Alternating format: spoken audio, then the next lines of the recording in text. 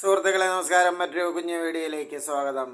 ആറാട്ടണ്ണനെ, സന്തോഷ് വർക്കി എന്ന ആറാട്ടണ്ണനെ സ്ഥിരം റിവ്യൂ പറയുന്ന എറണാകുളത്തെ തിയേറ്ററിൽ നിന്നും അതിൻ്റെ ചുമതലക്കാരൻ ഇറക്കി വിട്ടിരിക്കുന്നു. ഇന്ന് സോഷ്യൽ മീഡിയയിൽ ഈ വിഷയം വൈറലാണ്. വീഡിയോയും റിയാക്ഷൻ വീഡിയോയും ഒക്കെ കൊണ്ട്, ട്രോളുകളും ഒക്കെ കൊണ്ട് ഈ വിഷയം ഇന്ന് സോഷ്യൽ മീഡിയ ശ്രദ്ധിക്കുന്നവർക്കറിയാം വൈറലാണ്. ഇപ്പോൾ ചലച്ചിത്ര നിരൂപണം സാഹിത്യ നിരൂപണം പോലെയോ സിനിമാ നിരൂപണം പോലെയോ അത്ര എളുപ്പമുള്ളതല്ല. സിനിമയുടെ A to Z വിഷയങ്ങളെക്കുറിച്ചൊരു ഏകദേശ ധാരണയെങ്കിലും നിരൂപണം നടത്തുന്നവനെ അറിയണമെന്നതാണ് വസ്തുത. ഇപ്പോൾ സാഹിത്യവും പിന്നെ സാങ്കേതിക ഘടകങ്ങളുമൊക്കെ ഉൾച്ചേരുന്നതാണല്ലോ സിനിമ എന്ന മാധ്യമം. അപ്പോൾ സിനിമയെ വിമർശിക്കാൻ ഒരുമ്പെടുന്ന അല്ലെങ്കിൽ താല്പര്യപ്പെടുന്ന ഒരുത്തന് അഭിനയത്തെക്കുറിച്ചറിയണം, രചന, അതിൻ്റെ ആ തിരക്കഥയുടെ വിശേഷങ്ങളെക്കുറിച്ചറിയണം, എഡിറ്റിങ്ങിൻ്റെ ഒരു ഏകദേശ ധാരണ വേണം, കലാസംവിധാനം എന്ന ഘടകത്തെക്കുറിച്ച് കുറച്ചെങ്കിലും അറിയണം, തുടങ്ങി പല സാങ്കേതികവും കലാപരമായ പല അംശങ്ങളെക്കുറിച്ചും ഒരു ഏകദേശ ധാരണ വേണം. എങ്കിൽ മാത്രമേ ഒരു ചലച്ചിത്ര നിരൂപണം നടത്താൻ ഒരു വ്യക്തിക്ക് കഴിയുകയുള്ളൂ. വാസന സമ്പന്നർക്ക് അതിന് കഴിഞ്ഞെന്ന് വരും. അപ്പോൾ ആറാട്ടണ്ണനെ സംബന്ധിച്ച് ഞാൻ മുമ്പും ശ്രദ്ധിച്ചിട്ടുണ്ട്. സിനിമയുടെ കലാസാങ്കേതിക വശങ്ങളിൽ ഒരു ചെറിയ അറിവ് ഈ ആറാട്ടണ്ണനുണ്ട്. മെത്തേഡ് ആക്ടിങ് തുടങ്ങിയ പദങ്ങളൊക്കെ ഇയാൾ ഉപയോഗിച്ച് കാണുന്നു. അതൊക്കെ അഭിനയത്തെക്കുറിച്ചല്ലെങ്കിൽ ചില ഗ്രന്ഥങ്ങൾ വായിക്കുകയോ ധാരാളം സിനിമകളൊക്കെ കാണുകയോ ചെയ്യുന്നു ഈ ആറാട്ടണ്ണൻ എന്ന് മനസ്സിലാവുന്നു. ഇയാളുടെ ആദ്യകാല ചില നിരൂപണങ്ങളൊക്കെ ഭേദപ്പെട്ട നിലവാരം പുലർത്തുന്നു. അപ്പോൾ ഇയാൾ അവിടെ ഒരു തിയേറ്ററിൽ പതിവായി പോവുകയും അവിടെയാണ് ഓൺലൈൻ റിവ്യൂ ഒക്കെ നടത്തി തുടങ്ങുന്നതെന്ന് കേൾക്കുന്നു. ഇപ്പോൾ അവിടെ നിന്നും ഇയാളെ ഇറക്കി വിട്ടിരിക്കുകയാണ്. അപ്പോൾ നേരത്തെ പറഞ്ഞതുപോലെ സാഹിത്യ നിരൂപണവും നാടക നിരൂപണവും കവിതാ നിരൂപണവും ഒക്കെ പലരും നടത്താറുണ്ട്.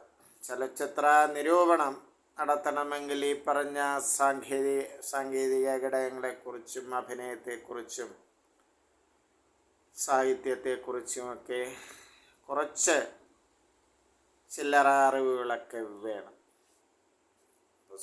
ആറാട്ടണ്ണൻ്റെ വിഷയത്തിലേക്ക് വരുമ്പോൾ ഇയാൾക്ക് ഈ ഘടകങ്ങളെക്കുറിച്ച് നേരിയ അറിവുണ്ട്.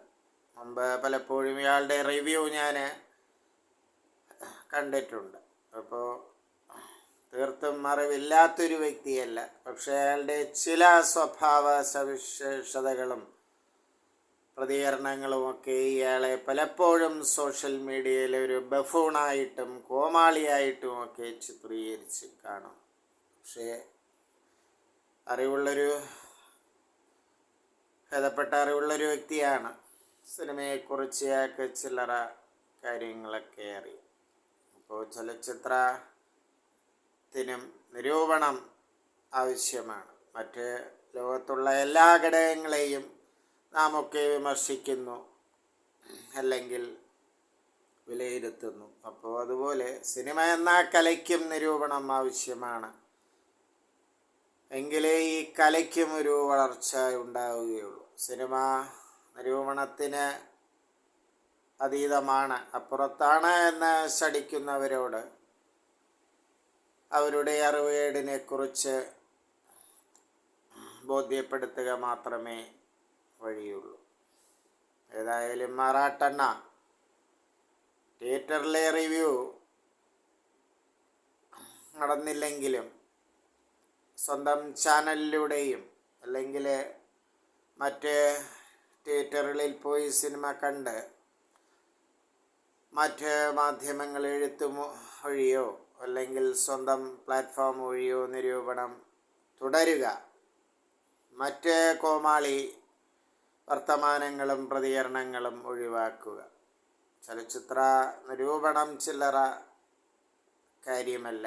അതിന് വാസന വേണം, ഈ സിനിമയുടെ ഘടകങ്ങളെക്കുറിച്ച് ഒരു ഏകദേശ ധാരണയെങ്കിലും വേണം. ഈ പറയുന്ന എനിക്കും ചലച്ചിത്ര നിരൂപണം താല്പര്യമുള്ളൊരു ഘടകമാണ്.